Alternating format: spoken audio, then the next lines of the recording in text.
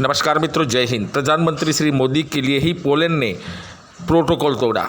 ये देख के पाकिस्तानी मीडिया खलबली सी मच गई, खास करके वो कमर चीमा और पब्लिक।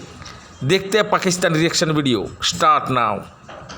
दुनिया के अंदर एक नया भारत का चेहरा दिखाने के लिए इंडिया पर ट्रस्ट कर रहे हैं, उसे मौका दे रहे हैं। और पाकिस्तान में देखे वो उसका अगर पासपोर्ट के लिहाज से देखे, दूसरे लिहाज से देखे, वो पाकिस्तान सबसे नीचे नंबर पर रहे। जुडिशरी के लिहाज से देखे तो नीचे नंबर पर है। पॉलिटिकली हम इतने पोलराइज्ड हो चुके हैं कि अभी तक ये समझ नहीं आ रहा कि पाकिस्तान का फ्यूचर क्या होगा। इस स्टाइल से पाकिस्तान को चलाया जा रहा है, जिस तरीके से पाकिस्तान चल तो नहीं रहा, रींग रहा है, लेकिन इस तरह कंट्रीज चलते नहीं है जिस तरह जो चल रहे हैं इस वक्त। देखा जाए, आज एक ही किसी मोहतरम पीटीआई के जज ने मैडम को 9 मई के 12 केसेस में रिलीफ दे दी। क्या पाकिस्तान की दरीना तरीन ख्वाहिश होगी कि इस रीजन में स्टेबिलिटी आए, ताकि पाकिस्तानियों को स्टेबिलिटी मिले, पाकिस्तानी अवाम। आपने पूछा ना फॉरेन पॉलिसी क्या होती है। देखिए, मेरे नज़र में फॉरेन पॉलिसी का जो ऑब्जेक्टिव है वो बिल्कुल सिंपल होना चाहिए। मोदी तीसरे उसका जो टेन्योर है, इसके अंदर भी हिंदुत्व को लेकर उसी तरीके से चलेगा, या ये कि ये जो उसके कोलिशन पार्टनर्स हैं वो हिंदुत्व की तहरीक को कम कर देंगे। मुझे नहीं लगता कि हिंदुत्व की तहरीक को कम किया जाएगा, क्योंकि ये कल्चरल इशू है। भारत पे पिछले दिनों आपने देखा होगा, फॉक्सकॉन वाले पहुंचे हुए थे भारत के अंदर। वो बिजली अपना प्लांट लगा रहे हैं। जिस तरीके से वो आगे ग्रो कर रहे हैं, और खासकर मोदी साहब का मैंने रिक्वेस्ट की थी, अगर मेरी कौन सा सुनता है, कि 58 मिनट का जो उनको लाल किले से स्पीच दी थी, पाकिस्तानी लोगों को चाहिए था उनको सुनते। कैसी सेफ्टी है कि जिससे अपना घर ही सेफ नहीं है, ठीक है। तो आप इंडिया की तरफ अगर चले जाएं तो अपॉर्चुनिटी दे रहे हैं अपने फ्रीलांसर्स को, नेट के उसमें किसी भी शोबे में चले जाएं। यहाँ पे 4G भी ठीक से नहीं चलता, वहाँ पे 6G की बातें हो रही हैं। अंदाजा लगाने की कोशिश करते कि भारत कहाँ जा रहा है। उसमें मोदी साहब ने डायरेक्ट इस चीज को कहा था कि हमें लॉ एंड ऑर्डर को इंप्रूव करना होगा ताकि फॉरेन इन्वेस्टमेंट आ सके, सिंपल वर्ड्स के अंदर। लेकिन आपको ये बात समझ नहीं आ रही है। अगर राज्यसभा चाहती तो लोकसभा का पास किया हुआ बिल 370 के बारे में रोक सकती थी, ठीक हो। लेकिन भारतीय सोच ऐसी थी कि 370 को खत्म होना चाहिए। इसलिए कुछ चीजों के ऊपर ये कौम यकजा हो जाती है, और मेरे ख्याल में उसमें हिंदुत्व की किसी हद तक झलक है, और एक बहुत बड़ी लिबरल एक और मूवमेंट चाहिए होगी इस चीज को करेक्ट करने के लिए, जो कि होगी। इंडिया देखिए, वो भी डाइवर्स सोसाइटी है, पाकिस्तान भी डाइवर्स सोसाइटी है। इंडिया में आज इकोनॉमिक स्टेबिलिटी है, पॉलिटिकल स्टेबिलिटी है, ना उसे सिक्योरिटी थ्रेट भी है, ना वहाँ पर आवाम जो है वो अपनी पार्लियामेंट्री डेमोक्रेसी पर यकीन रखते। पाकिस्तान की पार्लियामेंट्री डेमोक्रेसी जो है उसको थ्रेट है। अभी हमारी बदकिस्मती है कि हमें विरसे में जो मिला सो मिला, अपनी प्रॉब्लम्स में विद इंडिया। और फिर जो इंडिया में माहौल पिछले 10 सालों से आ रहा है, उसमें इसको बजाय प्रॉब्लम सॉल्विंग की तरफ जाए, वो प्रॉब्लम इंस्टिगेशन की तरफ जा रहा है। 5G की बातें हो रही हैं, चांद पे जाने की बातें हो रही हैं। यहाँ पे वो बातें तो दूर हैं, यहाँ पे तो घर के मतलब किचन चलाना मुश्किल है।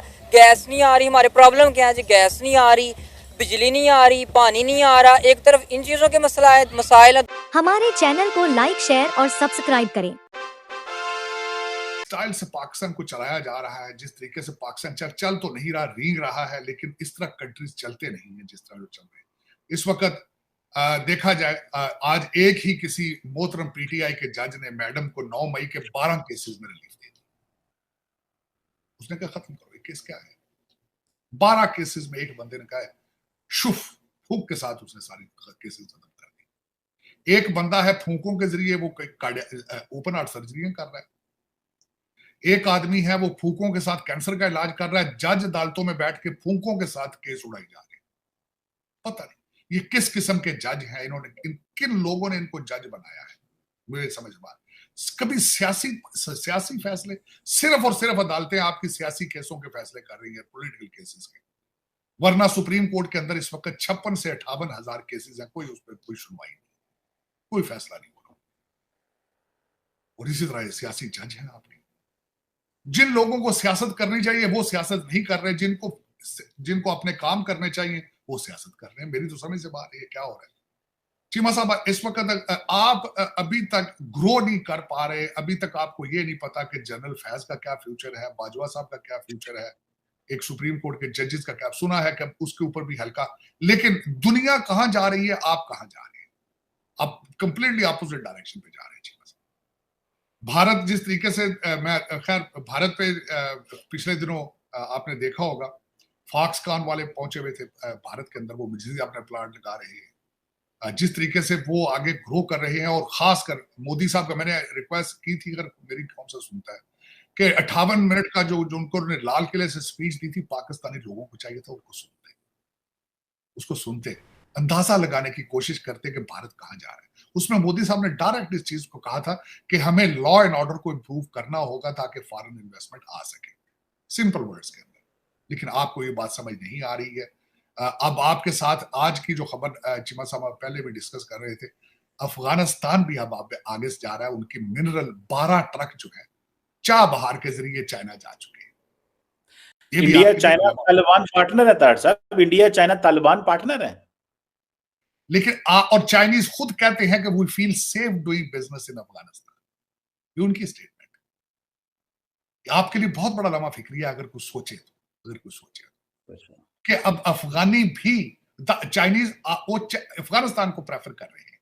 वो लोग जिनके पास कोई आईवी लीग स्कूलों की डिग्रियां नहीं है, खोते तो फिर दिन पे आ जाए, उन्हें उथे लॉ एंड ऑर्डर मेंटेन कर लिया, और आपके ब्यूरोक्रेट, आपके सीएसएस अफसरान, आपके जूनियर ब्रिटिश एजेंट जो है, जिनके पास गाड़ियां, जिनको गाड़ियां नई से नई गाड़ियां दी जाती हैं, जो आज भी, मुझे कल किसी ने चीमा साहब मीम एक भेजी, उन्होंने कहा जी कि पाकिस्तान पार्टीशन से पहले एक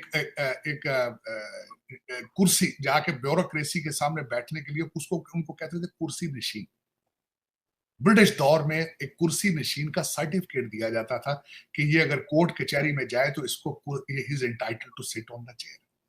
किसी ने कहा इस वजह से पाकिस्तान बना था, तो मैंने उसका जवाब दिया, मैंने कहा आज भी आम आदमी ब्यूरोक्रेट के सामने कुर्सी पर नहीं बैठ सकता, आज भी, क्योंकि वो ब्रिटिश एजेंट है।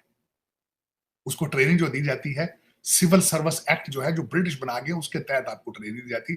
मैंने शायद आपको एक अर्ज की थी कि मेरा एक दोस्त, जो कि अब मेरा ख्याल अब नहीं है, उसने एक टूटी फूटी जुडिशरी उसने की थी सिविल जज बनने के लिए, तो वो चुप रहना शुरू हो गया। तो मैंने कहा, मैं तू चुप क्यों रहना है? वो कहता है मेरी ट्रेनिंग का हिस्सा है, सिविलियन के नाल मिक्स अप नहीं होना। आपने बताया था आपने ये।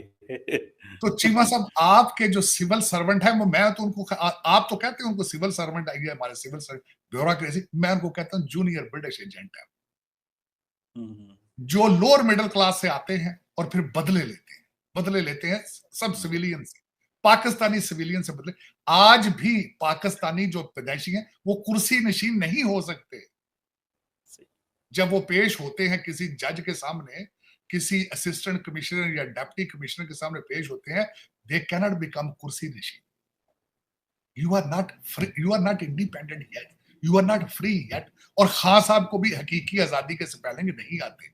अगर आते होते तो आज ब्रिटिश प्राइम मिनिस्टर की मिन्नतें तरले ना करते कि हमें ऐसे ही पाकिस्तान रिएक्शन रिलेटेड वीडियो देखने के लिए हमारे चैनल को लाइक करिए, शेयर करिए, सब्सक्राइब करिए। भारत माता की जय।